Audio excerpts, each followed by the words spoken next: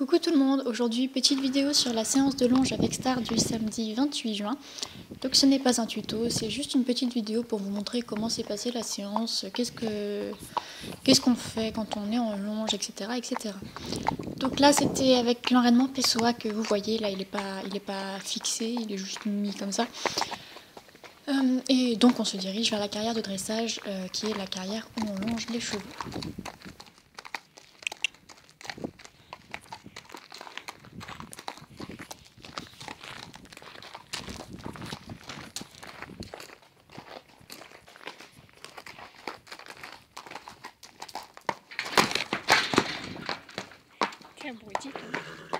Je vous fais la vidéo de manière un peu...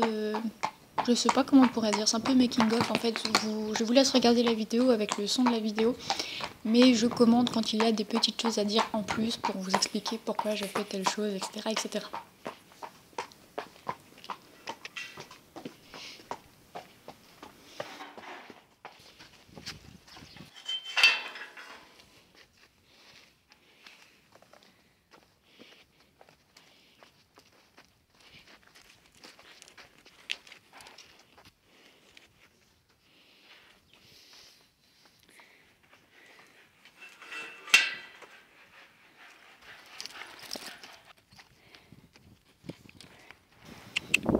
Alors voilà, on commence en longeant simplement pour détendre, donc l'enraînement n'est pas fixé, enfin n'est pas fixé comme il le devrait, il n'est pas serré quoi, voilà. Donc je l'allais juste détendre un peu tranquillement sans être serré par l'enraînement et on commencera le travail seulement après.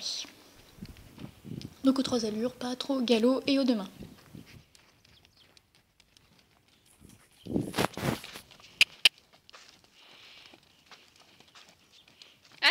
Durant tout le temps de la vidéo, vous allez m'entendre faire beaucoup de claquements de langue, de petits bruits, parler à la jument.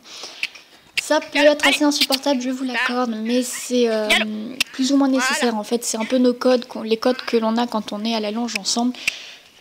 C'est comme ça que je la garde concentrée. C'est aussi comme ça quand je fais des claquements de langue à répétition que je m'occupe de sa cadence en fait, que je lui fais comprendre que je veux qu'elle soit plus cadencée à tel rythme.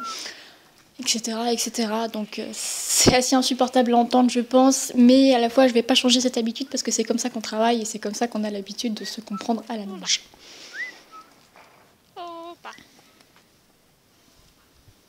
Et donc quand je fais des transitions, vous m'entendez siffler, c'est parce que avant que je l'achète, c'est comme ça que la fille qui s'en occupait la calmait et la faisait repasser aux allures inférieures, c'était en sifflant. Donc c'est une petite habitude que j'ai gardée en plus de lui parler parce qu'elle connaît ce code-là.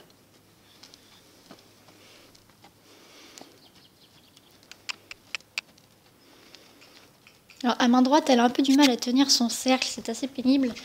Donc il vous paraît tout petit, bon il n'était pas si petit que ça en vrai. Ce qui fait que la longe est très souvent détendue à main droite quand elle arrive vers le fond de la carrière. C'est pas très grave en soi puisqu'elle ne marche pas dessus, je fais vraiment en sorte qu'elle ne marche pas dessus, mais c'est assez pénible. Donc c'est pour ça que vous me voyez, peut-être que vous comprenez que je bouge beaucoup sur mon cercle, je reste pas au centre. Pour l'inciter à aller au fond de la carrière, parce que plus j'avance, plus du coup elle va s'avancer aussi. Donc voilà, c'est comme ça qu'on fonctionne. Donc voilà, l'enraînement est installé et serré, je l'ai mis en position le plus bas. Le but étant de travailler sa ligne du dos, donc pour muscler son dos tout simplement, et avec de l'engagement. Donc c'est pour ça que même au pas, vous me voyez agiter la chambrière et toujours l'inciter à avancer avec des claquements de langue et tout, c'est pour qu'il y ait de l'engagement, parce que s'il n'y a pas d'engagement, le dos ne travaille pas. Donc voilà, je veux qu'il y ait toujours de l'engagement, il faut qu'il y ait de l'impulsion et de l'engagement.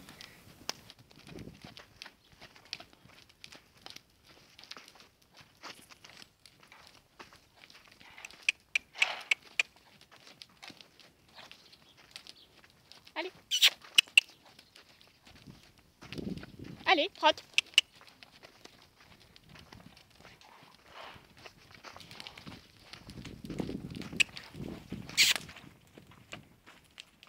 Allez.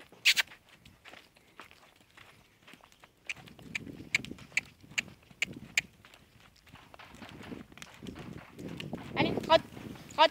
Toujours ces claquements de langue qui sont là pour cadencer la jument et l'inciter à avoir plus d'engagement, plus d'impulsion et quelque chose d'un peu plus un peu plus vif quoi que son petit trot de curé qu'elle se traîne. Parce que vous voyez là, enfin, les yeux peut-être un peu aguerris verront qu'elle n'engage pas encore totalement. Elle se méjuge un petit peu. Ou se déjuge d'ailleurs, je ne sais plus. Enfin bref, elle n'est pas tout à fait dans ses traces. Et c'est pas encore très grave, là, elle y est quand même presque. Mais voilà, je cherche à ce qu'elle soit plus dans ses traces, voire même en avant pour qu'il y ait vraiment de l'engagement et que le dos et l'arrière-main travaillent fort.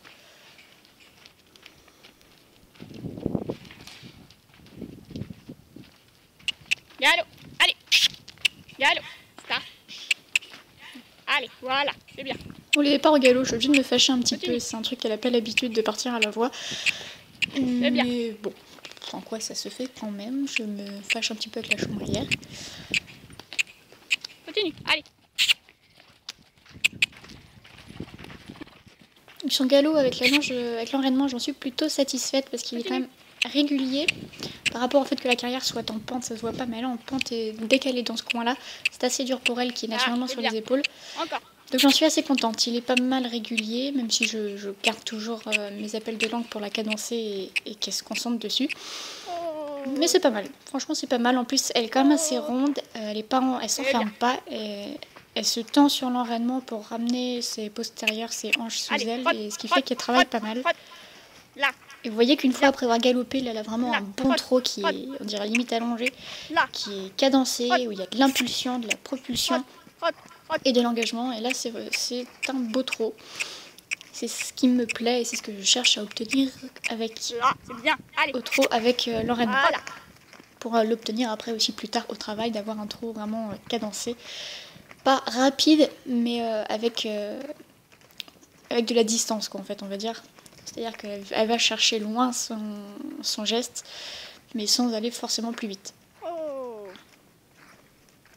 Bon, les transitions descendantes avec elle, ça passe vraiment nickel. Il me suffit de lui dire oh, ou alors au trot, au pas, ou de siffler un peu et ça passe bien. Bien. Donc là, vous voyez que par rapport au début de la vidéo, le trot est vraiment mieux. Et plus dans ses traces, on dirait presque que c'est un trotteur, alors que pas du tout. Donc voilà, c'est un trot qui me plaît et c'est ce que j'essaye d'obtenir pour qu'elle travaille fort sur son dos et ses hanches. Encore, allez. Oh. Oh. Oh. Pas. Vous voyez, je ne lui fais pas faire 15 tours comme ça non plus parce que c'est un exercice assez dur pour elle qui n'est pas du tout faite pour ça, mais qu'elle fait néanmoins très bien. C'est pour ça que bon, je la laisse faire un peu plus longtemps aussi qu'un cheval qui débuterait complètement cet exercice-là parce qu'elle y arrive quand même bien et que du coup elle travaille bien sur ça. Mais je vais pas la casser non plus à faire ça. C'est pas ce pourquoi elle a été conçue, on va dire. Donc on change de main, là c'est un peu plus compliqué à main droite parce que toujours son cercle elle ne tient pas parce qu'elle est raide à droite. Donc voilà, là vous me voyez vraiment bouger avec elle pour la pousser, je me mets devant ses épaules pour vraiment l'inciter à rester loin sur la piste. Mais bon, même si la longe se détend c'est pas grave, il n'y a pas de danger plus que ça, je suis toujours là pour faire attention à ce qu'elle ne marche pas dessus. Et donc voilà. Et alors je vous précise en fait que j'attache ma longe directement sur l'anneau du mort parce que c'est un mort à aiguille, donc j'ai pas besoin plus que ça de mettre d'alliance ou de passer en colbert, surtout que le colbert a l'effet inverse de ce qui est demandé par le PSOA. L'attache en colbert, pour ceux qui ne savent pas, c'est quand on... Elle veut pas partir au galop. Voilà. L'attache en colbert, c'est quand on passe la longe par-dessus la nuque et qu'on vient l'attacher sur l'anneau de l'autre côté. Ça s'appelle le colbert, mais c'est un effet d'opposition par rapport à ce qui est demandé avec l'enraînement PSOA. C'est pour ça que je ne le fais pas avec cet enraînement, puisque c'est le contraire de ce qu'on demande. Donc je l'attache en direct parce que y a le mort à aiguille, donc du coup j'ai pas besoin vraiment plus de me prendre la tête. Et surtout à droite, ça fait qu'il y aura un peu plus d'effet comme avec une reine d'ouverture pour qu'elle s'incurve sur la droite, chose qu'elle a du mal à faire. Donc là pareil, son galop à droite, je suis plutôt satisfaite. C'est vraiment son point faible, le galop à droite, et il est pas mal cadencé également, assez régulier. Elle tient mieux son cercle quand même maintenant, là, vous ne voyez pas sur la vidéo, mais avant j'ai passé un petit moment à la faire aller au fond, plus au fond et plus grand son cercle. Donc là c'est pas mal, sur le galop je suis contente. Donc, toujours là bien sûr avec mes appels de langue et à lui parler pour lui dire oui c'est bien, allez on continue. La garder concentrée et toujours qu'elle se concentre aussi sur sa cadence. C'est bien. Alors là, vous allez peut-être vous dire, ceux qui auront fait attention, je ne lui ai pas demandé de repasser au trot à la voix. Elle est repassée au trot alors que je lui donnais un appel de langue, mais j'ai félicité quand même. Donc c'est pas vraiment une erreur de ma part, en fait c'est une erreur d'entente. Je l'ai félicité parce qu'en fait avec mon corps, c'est ce que j'avais demandé inconsciemment. Avec mon corps, en fait, notre code, quand je suis à la longe, c'est que je m'arrête au centre du cercle pour qu'elle passe à l'allure inférieure ou qu'elle s'arrête. Et là, c'est ce que j'ai fait, je me suis un peu bloquée au centre du cercle alors que je lui demandais d'avancer, du coup elle a pas compris, elle est repassée au trot, donc elle, en fait, elle a fait ce que mon corps lui a demandé. Là, sur ce passage, j'aime beaucoup le trot, à ce moment-là. Là, c'est bien. Parce que c'était un trot qui était un peu moins allongé que tout à l'heure à l'autre main, mais qui avait du rebond et qui était très intéressant parce que c'était un trot qui était régulier dans ses traces et avec du rebond, et c'est vraiment ce qu'on cherche en dressage. Oh. C'est bien, marche. Marche poulette.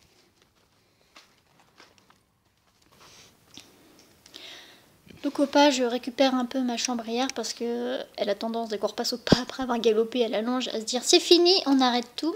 Alors que non, moi je veux qu'elle continue de travailler. Là, elle a eu un peu peur, hein, elle s'est décalée, c'est parce qu'il y avait un truc dans la haie, tout simplement. J'étais assez contente du travail qu'on a fait, elle a bien travaillé.